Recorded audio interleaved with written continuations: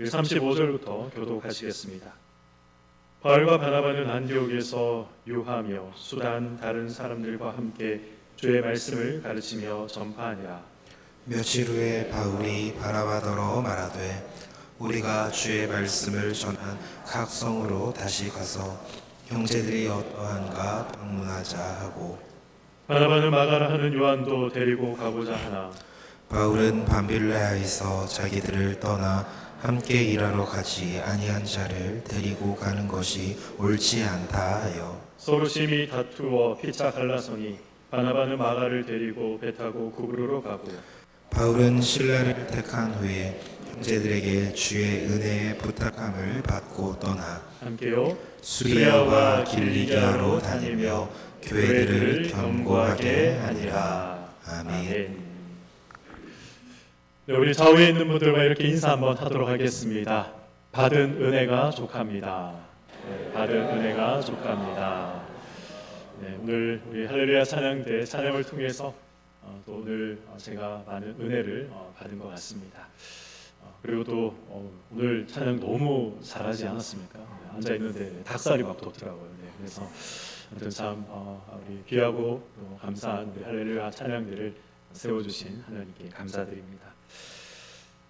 저는 고등학교 친구 중에 지금은 고인이 된 김광석 씨를 무척이나 좋아했던 그런 친한 친구 한 명이 있었습니다. 야간 자율학습이 끝나면 보통 이제 11시에 야간 자율학습이 끝났거든요. 그러면 야간 자율학습이 끝나면 기타를 메고 이제 운동장에 나가서 김광석 씨의 노래를 불렀습니다. 그때까지만 해도 저는 찬송가와 CCM 외에는 몰랐기 때문에, 그런데 이제 워낙 친한 친구가 이 김광석 노래를 좋아하고 그리고 또 야자가 끝나면 이 기타를 메고 운동장에 나가서 노래를 불렀기 때문에 저 역시 이 김광석 씨의 노래를 그때부터 좋아했고 그리고 또 따라 부르기 시작했습니다. 이 밤 11시가 다 돼서 학교 앞에 아파트가 있었는데 노래를 불렀죠. 일어나 일어나, 아시죠? 이 김광석 씨의 노래. 네, 사람을 다 깨우곤 했었습니다. 네.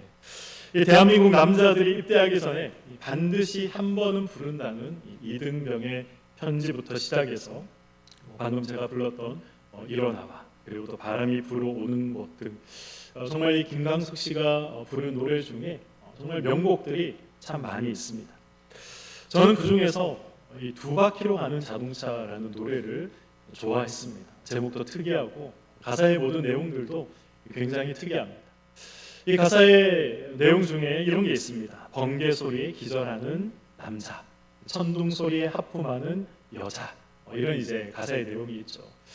남자 여자의 어떤 그걸 지금 성별을 이야기하는 것이 아니라 그만큼 이 사람마다 뭔가에 반응하는 것이 다 다르다라는 것을 말하고 있는 것입니다. 사람은 저마다 어떤 것에 반응하는 이 감정적인 경향이 다 다릅니다. 우리는 이것을 기질이다 이렇게 이야기를 하죠. 요즘 TV에 자주 나오는 연예인들이나 아니면 이 오락 프로에 보면 MBTI가 뭐예요? 이런 식으로 이제 나온 패널들끼리 물어보는 것을 종종 보곤 하는데 MBTI 이 성격 검사나 아니면 디스크나 이런 모든 것들이 사람의 기질을 파악하기 위한 그런 검사의 한 종류입니다. 그 중에서 이 사람을 담즙질, 다혈질, 우울질, 점액질 이러한 이제 네 가지 기질로 나누는 그러한 이제 이 기질 검사도 있습니다. 다혈질은 활동적이고 그리고 뭔가 새로운 일에 도전하는 것을 굉장히 좋아한다고 합니다. 그리고 이제 에너지가 항상 그래서 넘치는 사람이 다혈질이죠. 그런데 이 다혈질의 단점은 마무리가 잘 안 된다고 합니다. 일을 크게 시작했는데 끝에 가서 흐지부지하게 되는 그러한 경우가 있고 또 이 자기 감정을 잘 다스리지 못해서 또 사람들과 충돌하게 되는 그런 경우들이 종종 있습니다. 성경 인물 중에 다혈질 인물 누가 있을까요? 맞습니다. 너무 잘하시네요. 네. 예수님의 수제자라고 하는 베드로가 바로 이 다혈질의 기질을 가지고 있었던 사람이었습니다. 이 우울질은 감수성이 풍부하고 그리고 이제 성실하고 진실하며 신중하고 그리고 또 자기 희생이 강한 사람이라고 합니다. 그러나 너무 신중하다 보니까 뭔가 일을 하는 데 있어서 굉장히 오래 걸리는 그런 단점이 있습니다. 그리고 이 모든 유형들 중에 가장 우울증에 걸리기 쉬운 기질이 바로 이 우울질이라고 합니다.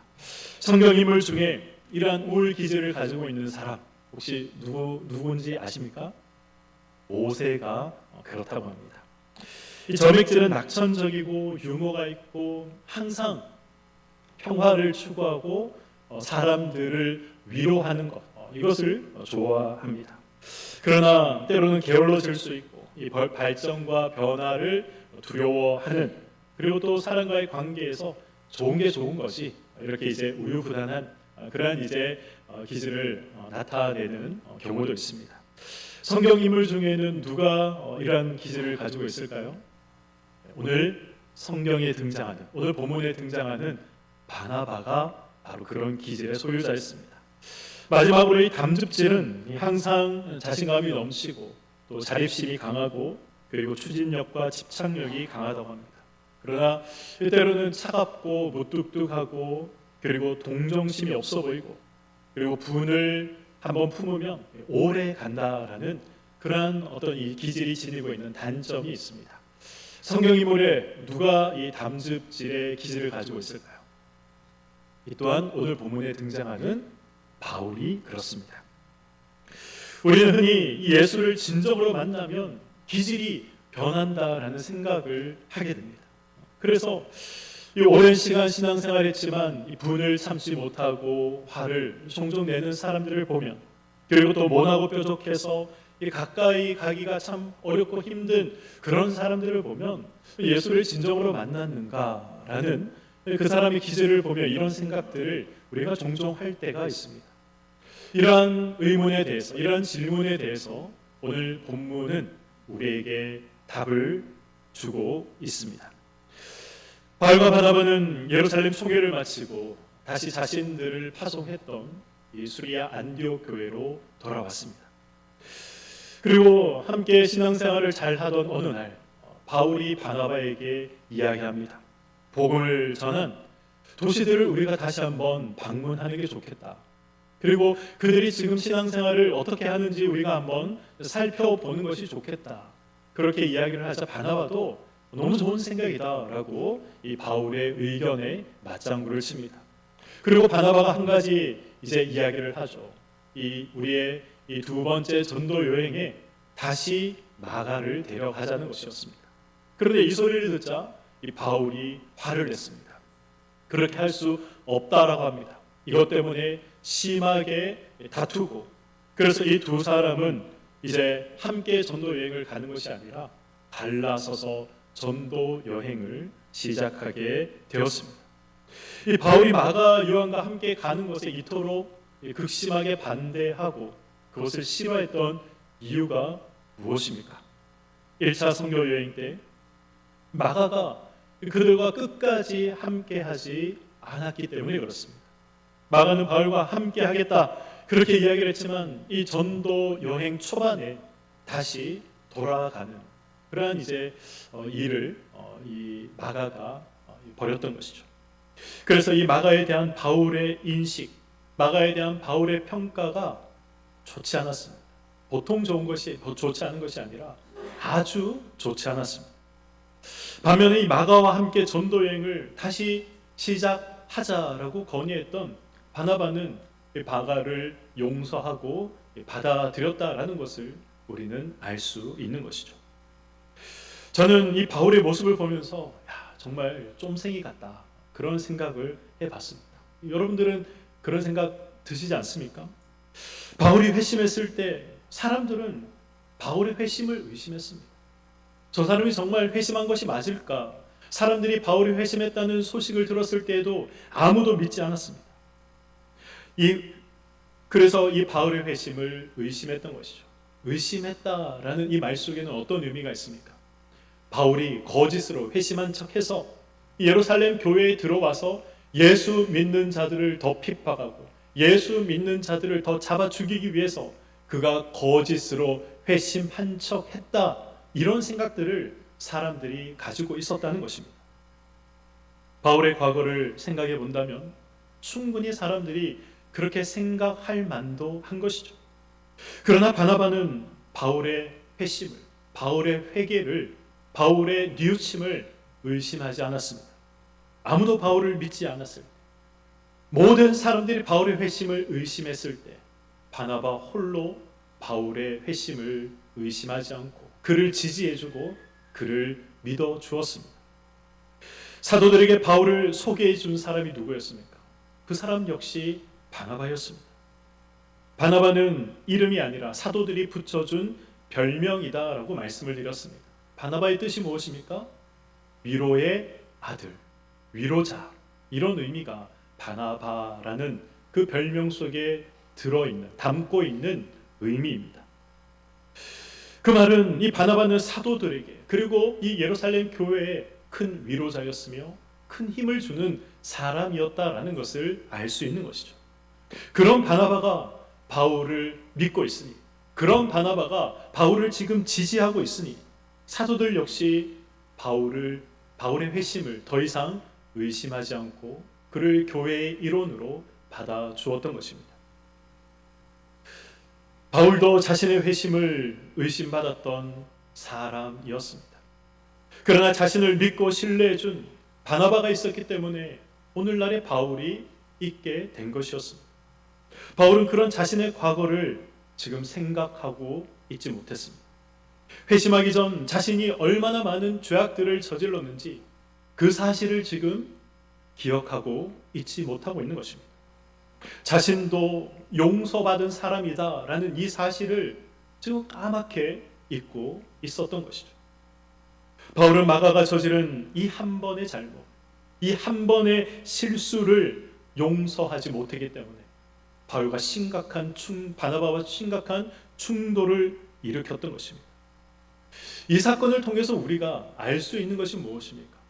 예수를 믿어도 회심해도 기질은 변하지 않는다는 것입니다. 바울이 회심하기 전 바울은 어떤 사람이었습니까? 바울은 굉장히 열심 있는 사람이었습니다.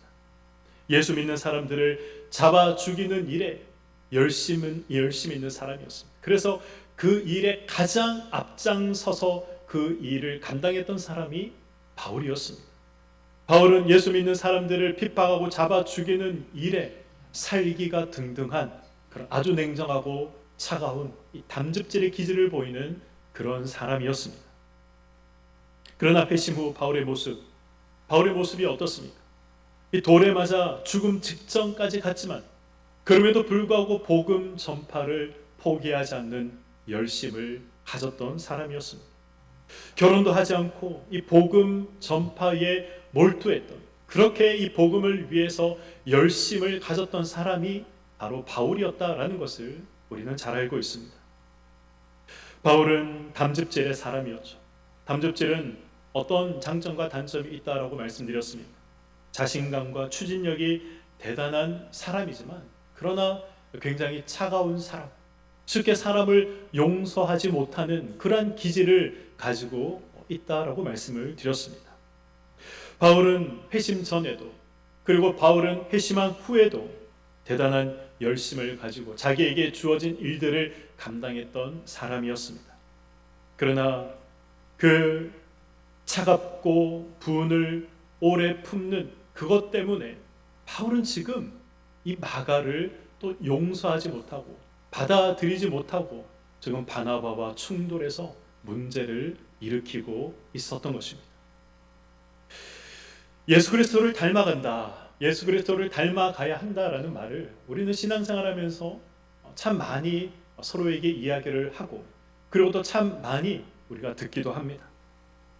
이 예수 그리스도를 닮아간다라는 말의 의미가 무엇입니까? 이것을 자칫 잘못 해석해서 뭔가 획일화되어 간다라는 그런 의미로 우리가 예수 그리스도를 닮아간다라는 말을 우리가 받아들일 때가 있습니다. 그러나 하나님께서는 다양성을 굉장히 좋아하시는 분입니다.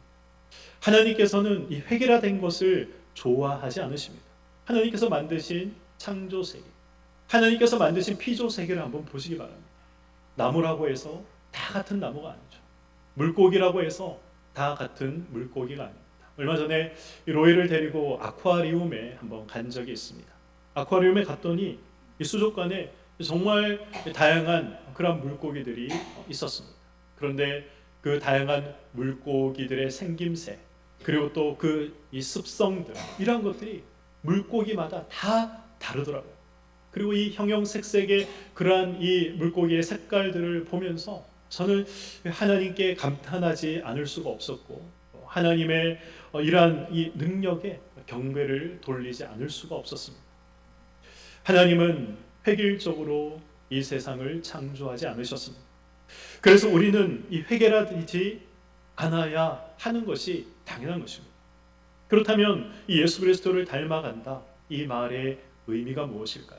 지난 시간에 이 예수님은 율법의 완성을 위해서 오셨다. 그리고 그 율법의 완성은 무엇이라고 말씀드렸습니까? 율법의 완성이 뭐죠? 네, 맞습니다. 사랑입니다. 율법의 완성은 사랑이죠. 예수를 닮아간다는 이 말은 자신의 기질을 미워하고 다투고 시기하는 데 사용하는 것이 아니라 사랑하는 데 사용하라는 것입니다. 하나님을 사랑하고 이웃을 사랑하는 데 자신의 기질을 사용하라는 것이죠. 다혈질은 넘치는 에너지를 하나님과 사람을 사랑하는 데 사용하라는 것입니다. 담즙질은 이 사랑을 실천하는 일에 가장 앞장서서 자신의 기질을 사용하라는 것입니다.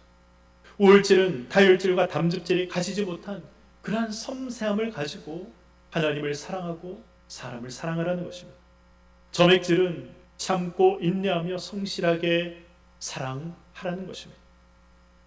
아담의 범죄 때문에 우리는 모두 우리의 기질에 죄에 물든 채 우리는 이 세상에 태어납니다. 때문에 우리의 기질은 하나님이 원하지 않는, 하나님께서 원치 않으시는 그러한 방향으로 우리의 기질이 사용될 때가 너무나도 많이 있습니다. 예수를 믿어도 이 죄에 물든 기질이 하루아침에 변화되는 것이 아니죠. 성화의 과정을 거쳐서 우리는 성장해야 하고 우리는 성숙해야 하는 것입니다. 저와 여러분들에게 주신 기질을 좋은 방향으로, 하나님께서 원하시는 방향으로 그렇게 바꾸어서 우리의 기질을 하나님이 다듬으시고 사용하시는 것입니다. 성도란 무엇입니까? 성도란 자신의 삶을 하나님께 드리는 사람이 성도입니다. 하나님께 내 삶을 드린다는 것, 이것이 어떤 의미가 있을까요? 나만을 위해서 살아가지 않는다는 것입니다. 삶의 목적과 이유가 하나님이 되신다, 이것을 알고 고백하며 그것을 위해서 살아가는 사람, 그런 사람을 우리는 성도다라고 이야기를 합니다.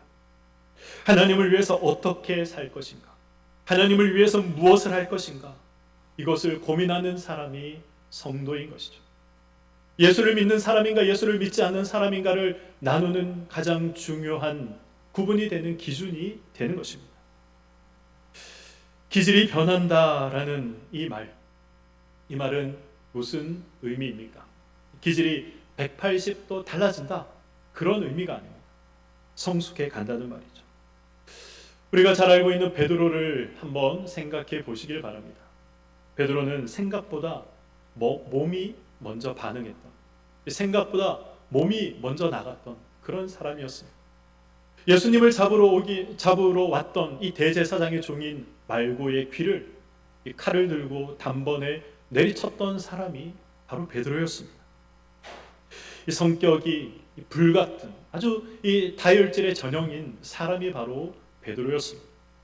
그러나 예루살렘 공회 때 우리가 지난 시간 살펴봤던 그 말씀의 내용들, 이 베드로의 자세를 한번 떠올려 보시기 바랍니다. 고넬료의 일을 경험하면서 베드로는 율법으로 구원받는 것이 아니라 은혜로 구원받는다는 사실을 하나님께로부터 직접 보고 배웠던 사람이었습니다. 율법을 지켜야 할례를 받아야 구원한다라고 주장하는 그런 사람들의 헛된 진리가 너무나도 우스웠을 것이고 때로는 답답했을 것입니다. 그럼에도 불구하고 그는 끝까지 참았습니다. 그들의 말이, 그들의 주장이 끝날 때까지 참았던 것이죠. 중간에 해답을 알고 있지만, 그래서 이 말하고 싶은 것이 여기까지 올라왔지만 그러나 참았습니다. 모자르듯이 중간에 다른 사람들의 말을 자르지 않았습니다. 어떻게 베드로가 그렇게 할 수 있었을까요? 그의 기질이 변해서 그런 것이 아니라 하나님께서 그의 기질을 다듬으셨고 그의 기질에 인내를 더하셨기 때문에 그렇습니다. 성화의 과정을 거치면서 인격과 성품이, 기질이 다듬어졌기 때문에 그런 것이죠. 하나님의 사람으로 성숙해져 갔기 때문에 그럴 수 있었습니다. 예수님을 단번에 믿어 변하는 것은 저와 여러분의 신분 밖에는 없습니다. 사탄의 종노를 하던 그런 신분에서 하나님의 아들과 딸로서, 하나님의 자녀로서 변화되는 것, 그것은 예수를 믿으면 바로 일시에 우리의 신분이 변화되는 것입니다. 그 외에 일시에 변화되는 것은 없습니다. 우리의 믿음이 일시에 예수를 믿는다고 해서 완전하고 완벽한 믿음이 되는 것 아니지 않습니까? 마찬가지로 우리의 기질도 그렇다는 것입니다. 다혈질의 사람이 갑자기 우울질로 변하지는 않습니다. 죄와 사망을 향하던 우리의 이 인생의 방향이, 그리고 예수를 믿어 의와 생명으로 방향이 전환되듯이 예수를 믿으면 기질의 방향이 변화되는 것입니다. 사람을 살리고 하나님께 기쁨이 되는 그러한 방향으로 나의 기질을 사용하는 것입니다. 예수 믿는 자를 핍박하고 잡아 죽이는데 열심인 이 바울의 기질이 예수를 만나고 어떻게 바뀌었습니까?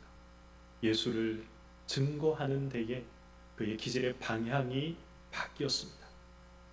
그러나 바울도 여전히 다듬어지지 않았던 그런 기질이 있었습니다. 그 기질이 무엇입니까? 분을 오래 품는 것이었습니다. 사람을 쉽게 용서하지 못하는 것이었습니다. 그래서 마가 요한을 그는 받아들이지 않았습니다.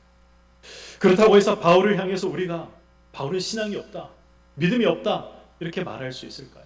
절대 그렇게 말할 수가 없습니다. 여전히 미성숙한 모습이 바울에게 있었을 뿐이었습니다. 예수를 닮아가는 사람은 기질의 방향이 변하는 것이고 성숙해 가는 것입니다. 모나고 이 모난 기질이 둥글둥글해지는 것이고 좁은 마음이 넉넉한 마음으로 변화되는 것입니다. 바울은 하나님을 위해서 살아가며 맡기신 사명을 감당하며 살아가는 그 삶 속에서 이 자신의 모난 기질, 자신의 이 마음속에 있는 뾰족뾰족한 이러한 기질이 변화되었습니다. 바울의 이러한 변화를 가장 잘 나타내고 있는 말씀이 있습니다. 우리 디모데후서 4장 11절 말씀입니다.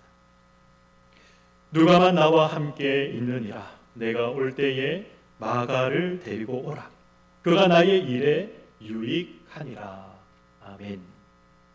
이 디모데후서는 언제 기록한 이 서신입니까?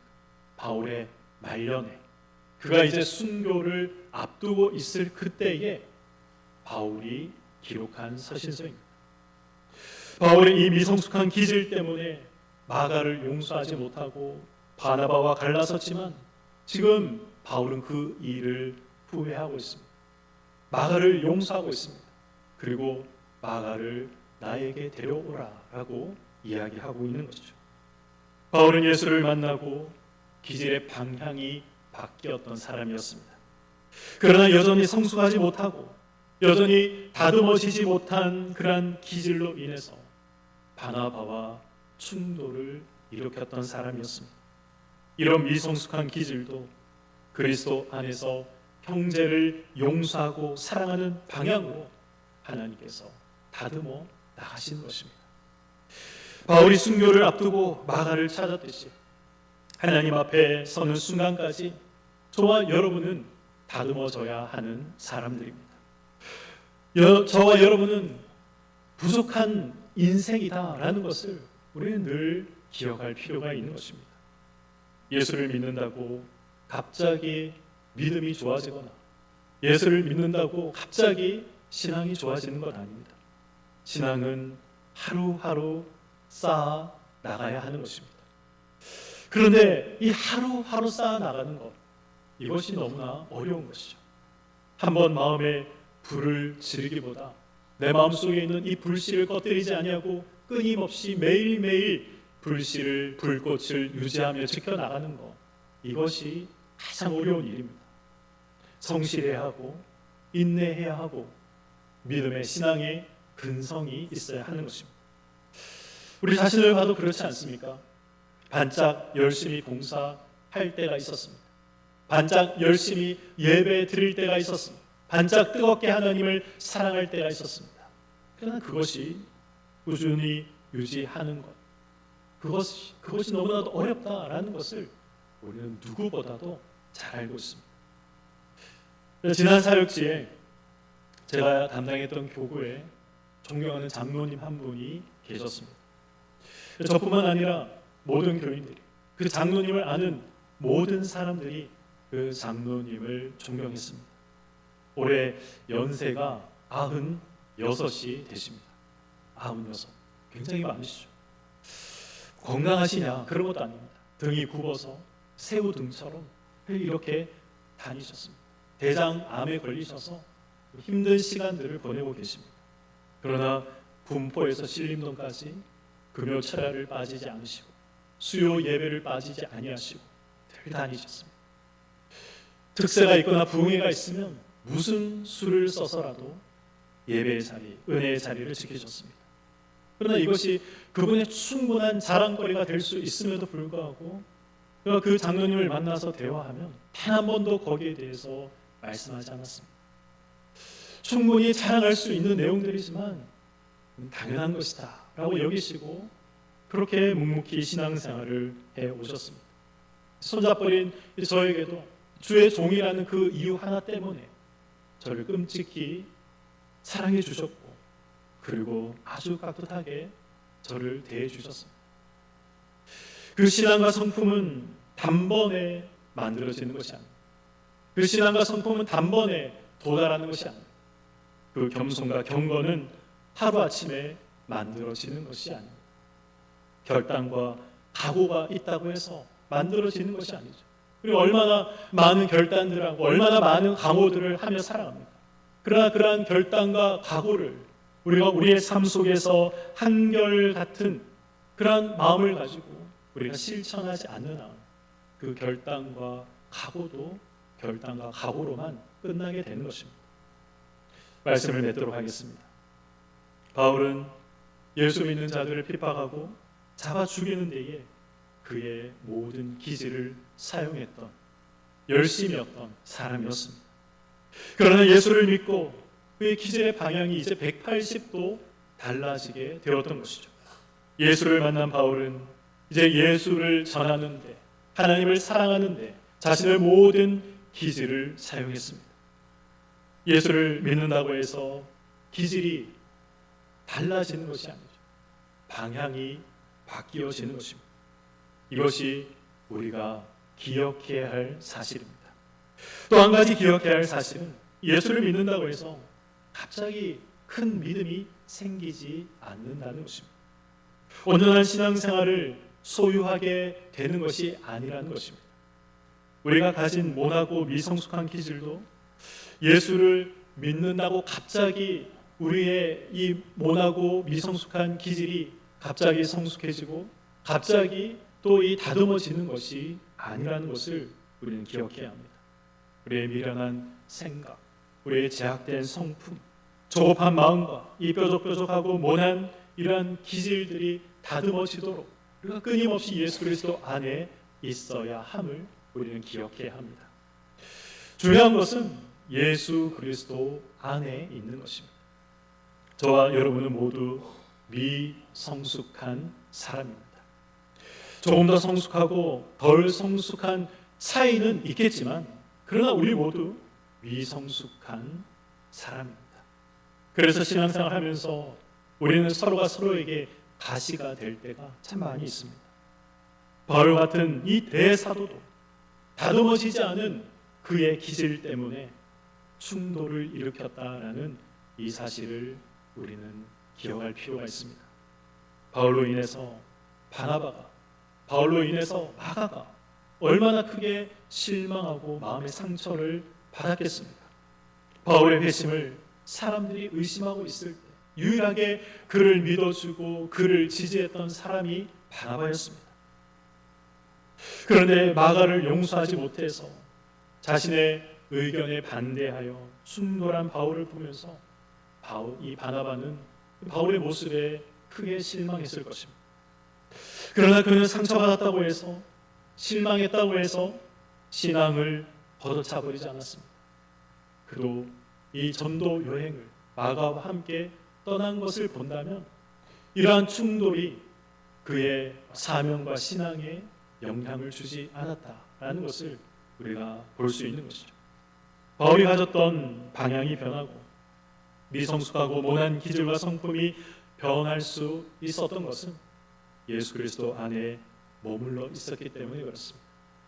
그리스도 예수 안에 있을 때 우리 안에 계시는 성령님께서 우리를 깨닫게 하시고 우리를 다듬어 나가시고 우리를 성숙한 성도의 자리까지 우리의 삶을 인도해 나가는 것입니다. 그러나 우리가 그 자리까지 가기까지는 부단히 예수 그리스도 안에 우리가 있기를 노력해야 하는 것이고, 부단히 하나님이 원하시는 것이 무엇인지, 하나님의 뜻이 무엇인지, 하나님께서 기뻐하시는 자리에 우리가 있기를 부단히 노력하고 연습해야 하는 것입니다.